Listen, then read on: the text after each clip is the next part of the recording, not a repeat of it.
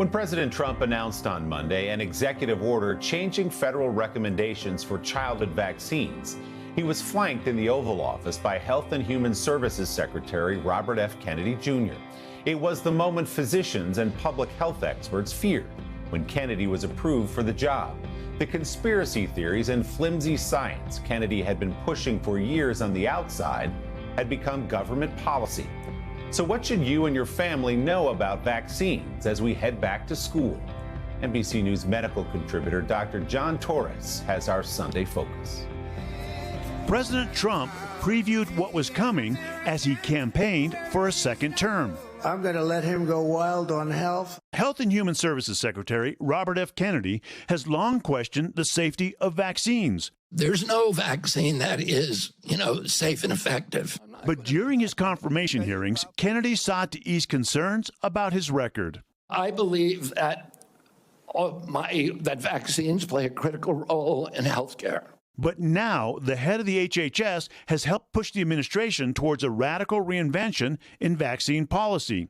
The president's new executive order, cutting the number of vaccines recommended for all children from 18 to 11, suggesting parents consult with doctors about the others, including RSV and hepatitis B. It's up to the parents. We're making recommendations that are strong, but it's up to the parents if they wish. The president also calling for the MMR vaccine, protecting against measles, mumps, and rubella, to be split into 3 shots, one to prevent each illness.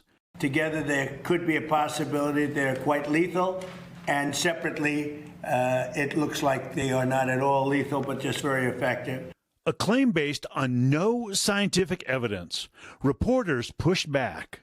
Is there any evidence of that? What I've heard is that there are some people that say it is that way. The administration citing rising autism rates for the change, though rigorous studies over decades have shown no link between vaccines and autism.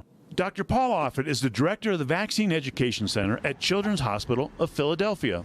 What happens when you cut out or spread out some of these childhood vaccines in the schedule? All it does is increase the period of time during which children are susceptible to these diseases with no benefit.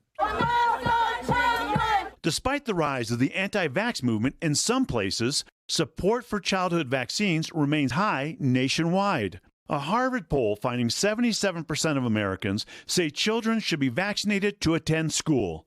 But there are signs of growing skepticism. 4 in 10 Americans now support reducing the childhood vaccine schedule. What's driving vaccine hesitancy? This was the product of the first 2 years of the pandemic. When the virus, SARS-CoV-2, came into this country and started killing people in February 2020, all we could do was try and limit human-to-human contact, which meant closing schools, shuttering businesses, restricting travel, masking, quarantining. And I think that people saw that as massive government overreach. Dr. Offit saying the consequences could be catastrophic. The anti-vaccine movement has been very successful because they've convinced parents to leave their children vulnerable, and this is the result: more suffering, more hospitalization, and more death unnecessarily.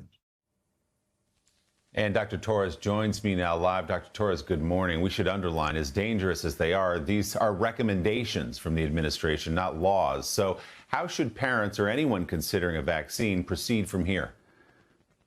And Willie, it can be very confusing with all the information you're hearing out there, particularly from the government. But at the end of the day, there's nothing more fundamental for parents than to want to protect their children. And the best way to do that with these vaccines is to have a frank discussion with those you entrust with their health care. That's their pediatrician, their family physician, their health care provider, who use rigorous studies and science to make decisions on these vaccines, which at the end of the day, these vaccines are life-saving. And that's the bottom line to all this, Willie.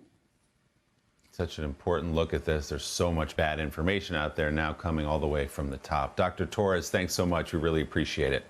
Hey, thanks for watching. And don't forget, you can catch the Today Show every morning on NBC or take Today when you're on the go. Just follow the Today podcast on Apple Podcasts, Spotify, or wherever you listen.